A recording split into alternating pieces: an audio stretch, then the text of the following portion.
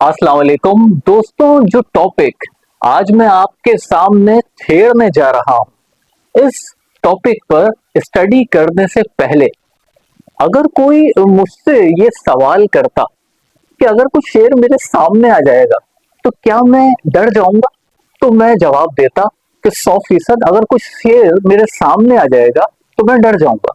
लेकिन इस टॉपिक पर स्टडी करने के बाद मेरी ये सोच थोड़ी बदल रही है।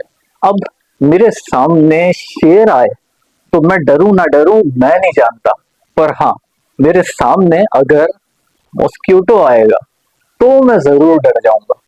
अब ऐसा क्यों है, ये जानने के लिए आपको मेरी इस वीडियो के साथ आखिर तक जुड़े रहना पड़ेगा। तो 1952 में तंजानिया में एक शख्स अचानक बीमार हो जाता है।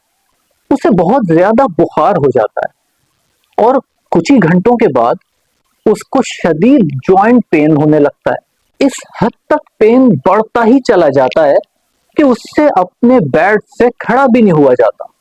उसको हॉस्पिटल फौरी तौर पर लेके जाया जाता है और फाइनली ये बात सामने आती है कि उस बंदे को चिकुनगुनिया हो गया है। उसको चिकुनगुनिया हुआ कैसे, ये सारी बात आपको मेरी इस पूरी वीडियो को देख करके पता चल जाएगी।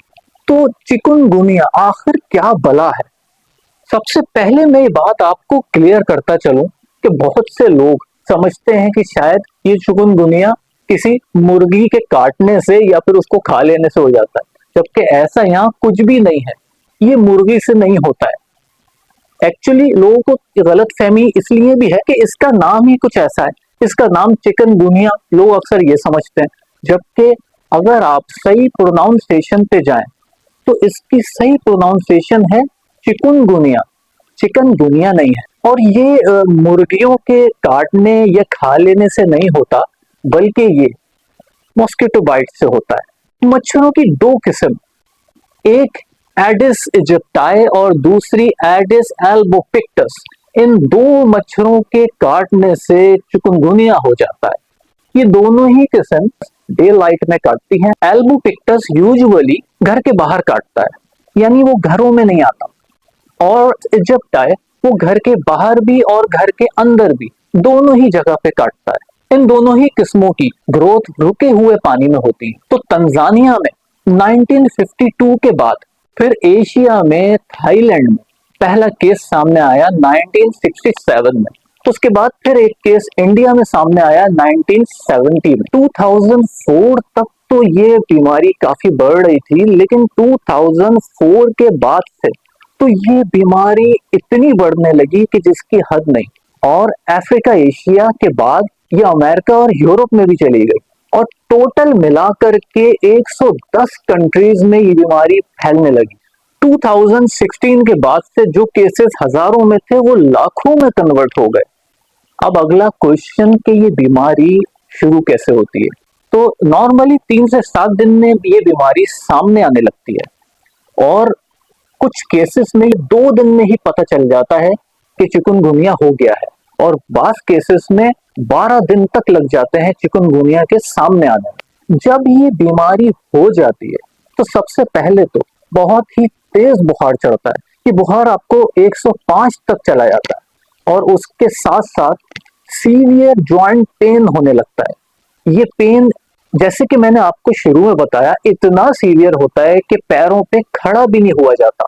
साथ साथ आईज रेड होती हैं, बॉडी रैशेस होने लगते हैं, हेडेक होने लगती है, उल्टी मतली होने लगती है, और हाथों और पैरों में स्वेलिंग भी होने लगती है। अब साइंस ये कहती है कि 3 से 28% लोग ऐसे भी हैं कि जिनको ये चिकुनगुनिया होता है, लेकिन ये वायरस उन पे इफेक्ट नहीं करता। आपको पता भी नहीं चलेगा, उनको खुद को पता ही नहीं चलेगा कि उनको ये बीमारी हो गई है। अब कैसे पता चलता है कि ये बीमारी हो गई है, तो जैसे बाकी बीमारियों में ब्लड सैंपल्स के थ्रू बीमारियों का पता चलाया जाता है टेस्ट के जरिए, तो इस बीमारी में भी ब्लड सैंपल्स लिए जाते हैं और आरटीपीसीआर के थ्रू इस बीमारी का पता लगाया जाता है। आरटीपीसीआर इस बीमारी के होने के पहले वीक में कराया जाता है, और उसके अगले वीक में कुछ और भी टेस्ट कराए जाते हैं। और ये टेस्ट कराए जाते हैं ये जानने के लिए कि इस बीमारी के होते हुए आपका इम्यून सिस्टम कैसा काम कर रहा है। अब बहुत ही अफसोस के साथ इस बात को कहना पड़ रहा है कि अभी तक इस बीमारी की कोई वैक्सीन तैयार नहीं की गई है। वैक्सीन तो बहुत सी अंडर डेवलपमेंट है और बहुत सी तैयार हुई भी है, लेकिन उनको कोई लाइसेंस अभी तक नहीं मिला है। डॉक्टर्स यूजुअली जो पेन और फीवर में पैरासिटामोल और एसिटामिनोफेन दिए जाती हैं वो ही देते हैं। अब अगर प्रिवेंशन की बात करें तो आपको अपने घर के आसपास वेस्ट जमा नहीं होने देना है। इसी तरह घर के अंदर और घर के बाहर पानी रुका हुआ नहीं होना चाहिए, क्योंकि जैसा कि मैंने आपको शुरू में ही बताया कि ये मच्छर रुके हुए पानी पे पैदा होते हैं, रुके हुए ही पानी पे बढ़ते हैं, उसी पे अंडे देते हैं। तो आपको किसी भी सूरत अपने वॉशरूम्स में, अपने किचन में, घर के बाहर पानी को जमा होने नहीं देना है। और ऐसे वक्तों में कि जब मच्छर एंटर होते हैं घरों में आपको बाइट करने के लिए, तो उस वक्त आपको अपने घर के दरवाजों और खिड़कियों को बंद रखना है ताकि मच्छर अंदर ना आ सके। अब क्योंकि इस बीमारी का कोई खास इलाज तो मौजूद है नहीं, तो आपको इस बीमारी के दौरान फ्रूट्स का इस्तेमाल करना चाहिए, आपको जूसेस पीने चाहिए। आप जितना आराम कर सकें आप आराम कीजिए ताकि आप रिकवर हो सकें एज सून एज पॉसिबल। अब एक बहुत ही अहम बात जो मैं आपसे इस वीडियो के शुरू में करता लेकिन मैं अब करने जा रहा हूं आखिर में, उसकी वजह यह है ताकि आप ये बात याद रख सकें।